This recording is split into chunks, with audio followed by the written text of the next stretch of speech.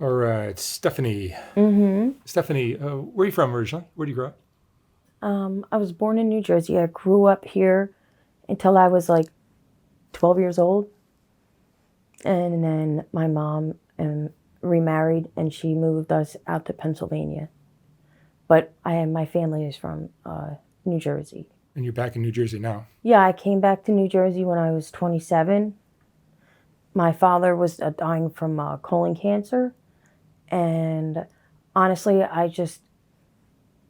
when I moved to Philly and when I left Philly, I was a different person. When I went to Philly, I was 21 years old. And then that's when I got really bad on drugs. And I basically was like on the streets in Philly for about 3 years. And then when I came to New Jersey, I literally felt like I came out of a third world country. It's so different than, North Philadelphia. You've been there, right? Mm-hmm. Kensington. Mm-hmm. It was just crazy. It was like I wasn't the same person. It's almost like it took a part of my soul, heroin. Like I'll never feel whole ever again. Even when I detoxed, got clean, I'll never be that person I was. It takes something from you. I don't know how to explain it. How old are you now? I'm 39. 39. And it's been going on since I was 16 years old. I've been addicted to heroin. You've had times where you were clean. Jail. Jail. Jail's a Going great to way to get jail. clean. Yeah. But it's not the right way to do it. No, no, but you get by hook or by crook, whatever it takes to get clean. Yeah. You got to stay that way though. I know. That's why that's why I go to I'm on the methadone clinic. It does help me financially and legally. Financially, I don't have to spend all my money on drugs because I do have the methadone. And legally, I'm prescribed and I can't get arrested for it. And it does help tremendously. It really does. People say you're replacing one for another, but they just don't know what they're talking about. Because, But you still use as well. oh, yeah, I do. Yeah, I still use, yeah, I do. And I've been doing it the past, I guess, the past year and a half. I started using every day. And I do because it's so strong. The fentanyl is so strong that it overrides the methadone. You know what I'm saying? And it's just like, I don't know, I just can't get it out of my head. It's like I try not to, but then like I get restless. I don't know if it's here or if I'm sick. I think it's more mental now. You know what I'm saying? Because I shot up I've been addicted to opiates. Probably it's been like 14 years now. Um, I'm tired. You know, What was your lowest point? when I had the baby. I had a baby 5 years ago, and I was doing drugs the whole pregnancy. And then the entire pregnancy, I was doing drugs. And then I had to go have the baby, so I went to the hospital, and I had probation felony warrants, and I didn't go to the doctor the whole 9 months. Thank God he was okay. And then the hospital ran me for warrants. And then the sheriffs came in and they handcuffed me to the hospital bed. And then I left from there and went right to jail right after I had the baby. And I did 6 months. I had drug charges out in Ocean County. I started getting in trouble when I moved to New Jersey, by the way. I didn't have a record till I was 27 because Philadelphia is lawless. And I came here and I just started getting in trouble. And I was just in and out of jail, in and out of jail. But this last time when I had the baby, I had no fight left in me. I didn't have any fight left. I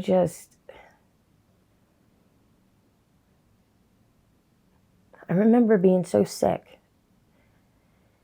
Because literally, I feel like heroin, it's almost like a demon has your body. It's like a sickness. And I remember I was in the shower and I just like I was sitting in the shower, I was so sick, and I remember praying to God to take this thing out of me. I don't want to cry in the interview. It's so hard.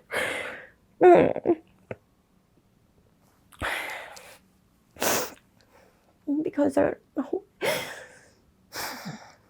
It consumes my life.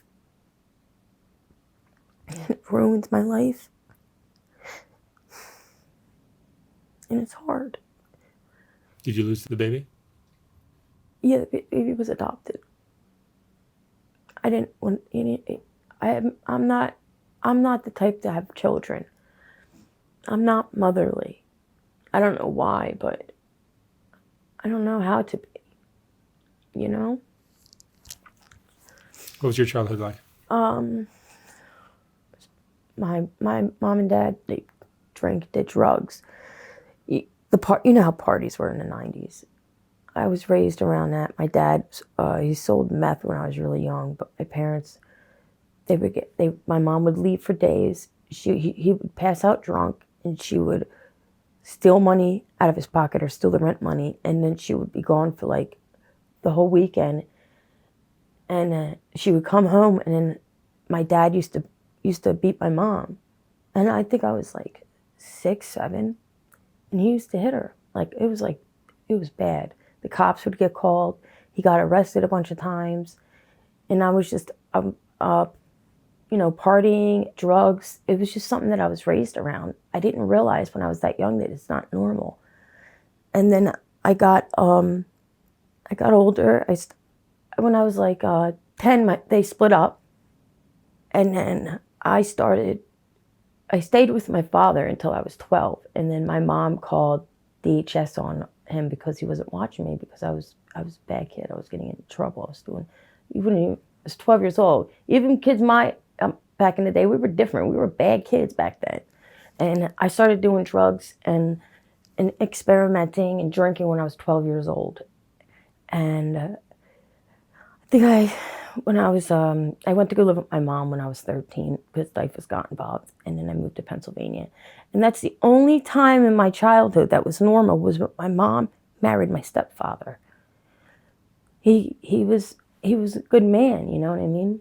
And from like 13 to 17, it was somewhat okay, but it wasn't better. You know what I'm saying? My mom's an alcoholic. She got drunk all the time. She's not a loving mother, you know? I rebelled a lot. I would be out for days, you know? I started doing like ecstasy, acid, cocaine when I was like 14, 15. And then when I was 16, I came to visit my father in New Jersey. And the kids in Mystic Islands were hooked on heroin. Kids. All the kids were heroin addicts. And my dad, when I went there, he's like, there's this dope going around. Don't do it. And I didn't like it at first. It frightened me because they look creepy. Like your pupils get pinned. Like you just look like a zombie. How old were the kids? That were doing drugs. Yeah. Oh, yeah. I was like, we were like 14, 15, 16. In between 14, because I was 16 when I started doing it. But there's like 15-year-olds and 14-year-olds. It was 14, 15, 16. They were teenagers. And they're smoking it, or they're... Sniffing it and then shooting it. My friend Valerie got hooked on heroin when she was 13 years old. It's crazy. And then I remember I got bored one night because I didn't have anything to do, and I wanted to hang out with my friends. So I stole $20 from my father, and I regret this till this day. I bought heroin with that $20, and when I did it, I couldn't stop thinking about it. I could not leave it alone. I tried, but I couldn't. It was the only thing that made me feel good. You know? I was very lost as a kid and as a teenager. I had no guidance. You know what I'm saying? Did you feel loved by your mom? No. Didn't take long to answer that one. She don't care. She never did. I forgave her. I'm not angry at them no more. I'm an adult now. I don't particularly want to talk to her, but I did forgive her and my father. You know, they hated each other so much that they hated their own children. It's fucked up.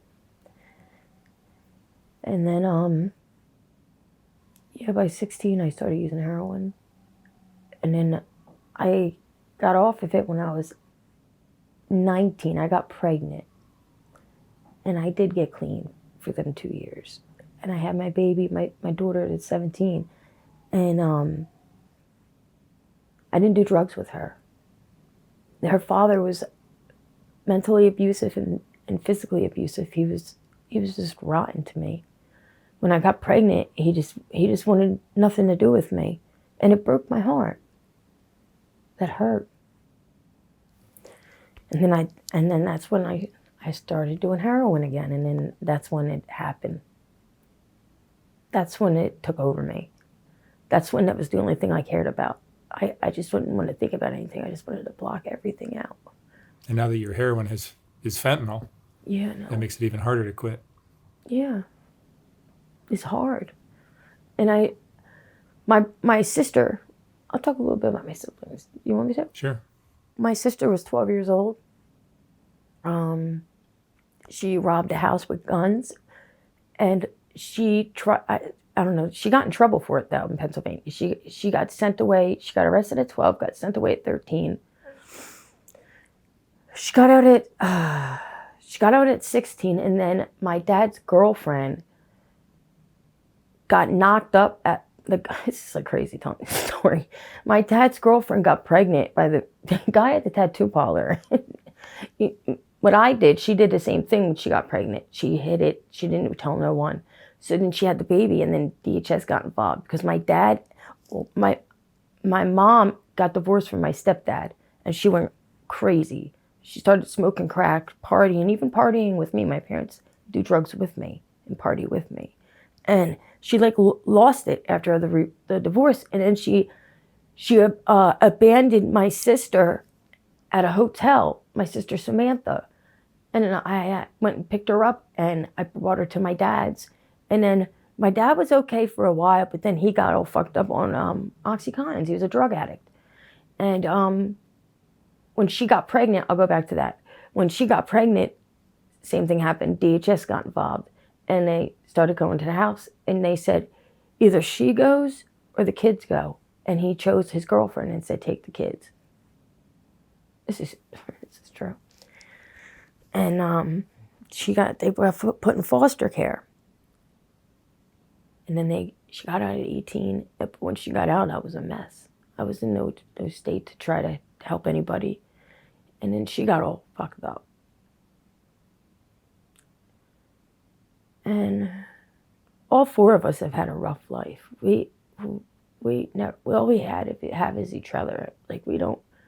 Where's your sister now? Samantha, her and my brother murdered her husband in self-defense. She's in a battered women's program in Tennessee, and my brother gets out of prison in 2024. Yeah. The guy was abusing my sister and beating her it was sickening. He tied her up one night, he would choke her, and it was just it got so bad that she got pregnant by him. And then the night when the murder happened, my brother just got out of prison when this happened. They've been institutionalized their whole life. I was lucky. I was 18 when DHS got involved and took the kids, so they couldn't take me. And they've been institutionalized their whole life. That's all it's just like a life of crime for them. You know, I'm a little bit more rational. I wouldn't have done that. I probably would have just left or called the cops because I'm not that type of person. But everybody handles stuff differently. And my brother and him started fighting. He got mad at my brother there. And then my brother and him started arguing and fighting. And my sister went in the kitchen and grabbed a knife and came up behind him and stabbed him. And killed him. And they left them there. And then they ran out the house. And they came to New Jersey. And I'm like, what the fuck? I got homicide.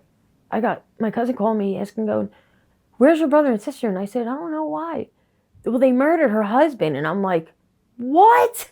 I'm like, what the fuck? I was like, this is crazy. I was like, what the it was just like something that you see on TV that you don't think it's ever going to happen to anybody you know. Do you know what I'm saying? And she documented the abuse. I had pictures in my phone of her beat up, and she documented it. So she got bumped down to manslaughter. And then the judge, she's so lucky. She had these high-priced attorneys. And I said, Samantha, how the fuck did you get these attorneys? And she goes, they take 5 murder cases a year pro bono. And her case was the 5th one that landed on their desk. I said, that's the grace of God. I said, you know how lucky you are? Because if you had a public defender, you'd be in prison right now. They fought for my sister. They looked at the case and said, there's something wrong here. You know what I'm saying? And they fought for her. She's gonna, you know how like a sex offender has to like be on there for 10 years? And it's not, she's not a sex offender, but she has probation for 10 years. Like she did kill somebody. Do you know what I mean? They have to monitor her and see, she did kill someone, her and my brother. My brother maxes out though. He gets out in 2024. And it's just crazy, man. It's crazy. I've lived a crazy life. I'm doing a little bit better, but I'm not better. You know what I mean? Were there things you wanted to do with your life that you never get a chance to? Yeah. Like what? Heroin stops that. I wish I would have went to school. I didn't go to school when I was young. I didn't even go to 10th grade. I never went to school, ever. Never went to school. And so high school, you went 1 year and that was it? Yeah. Yeah, I dropped out and I just did not care about my future. See, when you're young, you really think you're going to be a teenager forever. You don't realize that how quick it goes by. And I just never cared about nothing. I never cared about myself.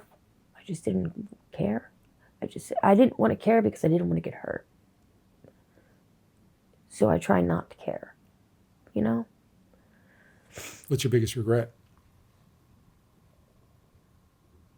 Not being there for my daughter and being a mother to her and doing heroin. You know, I do regret that. I try to talk to her, but... Do you feel like it's the lack of love that you had as a child that is set you on this path? Well, the reason I started doing heroin when I was young is because I thought maybe my parents would care, and they didn't. I wanted to see what they would say. They didn't care. They never cared about any of us. It was so hectic. It was crazy when I was a kid. I remember the parties, man. They were going for days. Doing drugs. But one thing I never did was I never did drugs in front of my daughter. I'll never do that. I'll never do drugs with my daughter or in front of her because my dad was more of like a friend than a father. Do you know what I mean? When I was 27, that's when I started to prostitute, sell my body for heroin because I didn't know what to do when I'm sick. And it was like, I did that for a while. I prostituted probably until 2015. And then I stopped. And I didn't want to do it no more. My priorities now, I still do drugs, but I'll pay my rent before I buy drugs. I'll take care of my bird before I buy drugs. And I don't think I'll ever be sober. I'm just not that type of person. I don't have that type of willpower to be sober. You know what I mean? And I'm being honest. You know, I'll be on methadone for the rest of my life until the day I die. Because when you're on this drug for so long, you go through the physical part, but then mentally, you're a little off. I don't know what to feel. I remember when I was locked up in Essex County, and the psych said, "Well, what do you feel?" And I said, "Not much of nothing, like anything. I don't know what to feel." And he gave me some kind of medication, but I stopped taking it when I left the jail. Yeah, I'm just not right mentally. I think I have PTSD. I've been through a lot. When I lived in Philly, my boyfriend was murdered. He got shot to death.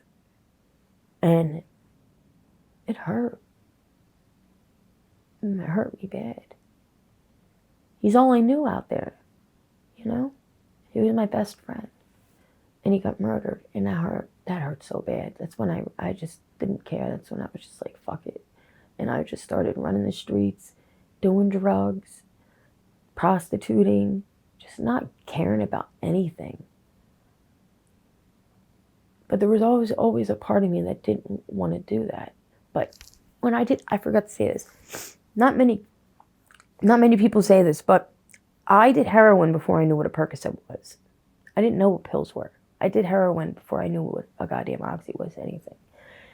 And when I first did heroin, this is what I told myself. And this sounds crazy, but I said, this is what I want when I get older. I don't know why I said this. I want to be a heroin addict. This is what I said. This is a life I asked for as a child. And I have not, today, to this day, I don't understand why I wanted that when I was a teen. Why did I ask for this? Why did I do this? You saw your parents doing it, though? Yeah. And I said, this is what I want. I want to feel like this all the time. I said to myself, I want to be a heroin addict. And then I get older now and I'm like, it's just not knowing. Kids they think they're grown, but they're not teenagers. You're not grown. You have no clue what the real world is like. You got no fucking idea. I said that to my daughter. I said, you got no clue what this real world is like, Aaliyah. Because she lives with his parents. And, they're good people. They don't do drugs or anything like that. His mom and dad. I think his mom's a nurse and his dad, ran cities in Center City. Ran businesses in Center City. So, they took good care of her. They just took care of her. They took Aaliyah in and they just took care of her. They never asked me for nothing. If I just left them alone, they left me alone. I stayed away. I chose to stay away because because I was all fucked up on drugs. And it was I literally was you would have thought I had no children. I regret it now, though. I wish I would have done a lot of things different, but you know what? I look at it this way. If it wasn't for what I've been through, I wouldn't be who I am today. I have common sense. I'm not naive. You know what I mean? I'm not naive at all. But you see a lot of stuff when you live on the street. And you know what I always used to tell myself? I would say, there's people in this world that have it 100 times worse than I do. My life is what I make it. And that's what I used to tell myself. It can't be that bad. Because there's people in this world that I'm still here. I was one of the lucky ones that made it out of Philadelphia, me and my sister. I could be dead. But by the grace of God, I'm not. And I'm here for a reason. You have a roof over your head now? Well, he's not my husband, my fiance. I call him my husband because we've been together for 9 years. I got with Matt when I was 29 years old. I just got out of jail. And I got with Matt, and I love the man. He's a good man. Just hard to find some good men, you know what I mean? He's a hardworking man. He's older than me. He's 54, and I'm 39. And he loves me, and nobody's ever gave a fuck about me. Nobody ever cared about me, and he cares about me. And he's good. I'm so grateful to have him in my life, because if I didn't have him in my life, I wouldn't have anything. He financially takes care of me right now. And you know what? He doesn't even complain about it.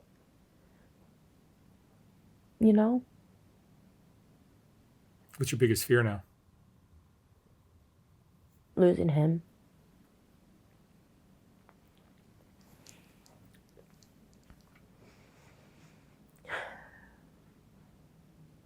Yeah, it's important to have somebody that loves you, that you love. Yeah.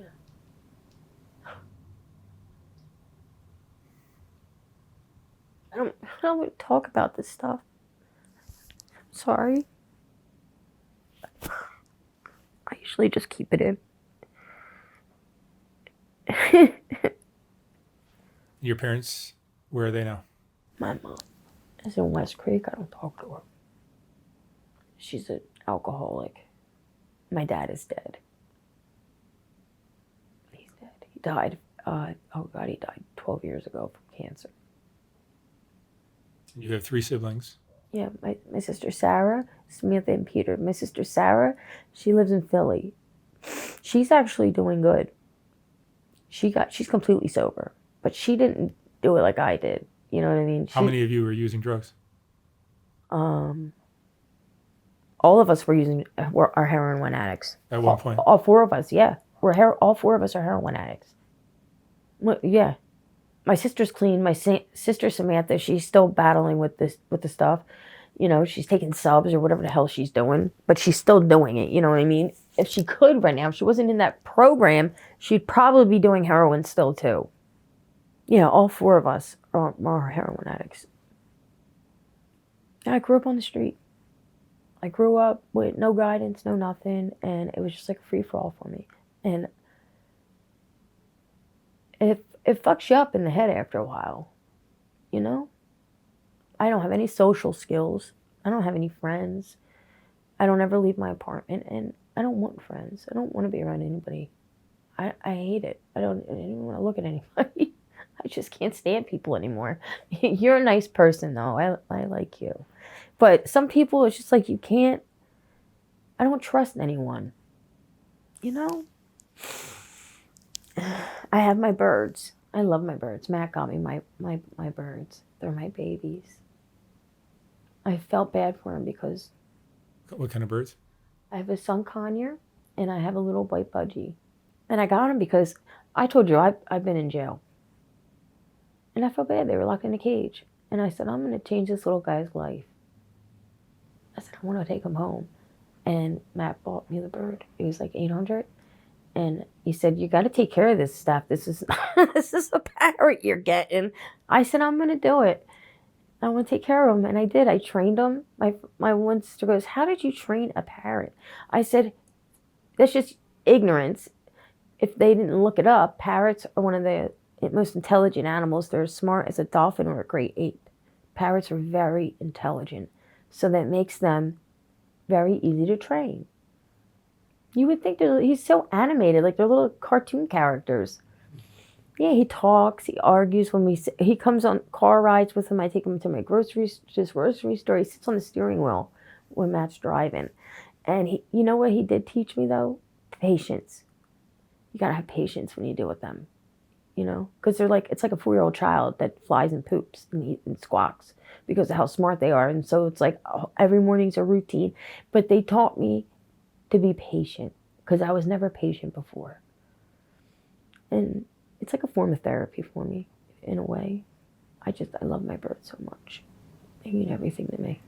Stephanie, what would you say is the most important lesson you've learned in your life? Don't take anything for granted. You could be gone at any minute. Appreciate stuff. Kindness. Don't use people. You know, be sincere and tell the truth. Even if they don't like it. Even if it's bad for you, I don't lie. I'm not a liar. I don't deny anything about what I did. Everybody knows. And I don't hide it, and I don't care what they think, you know. And I'm very open about it. I was open about it before, but I don't need to be how I was before, though. I'm trying to change. I'm a work in progress because part of me wants to, but you know what? I just don't know how to. It's hard.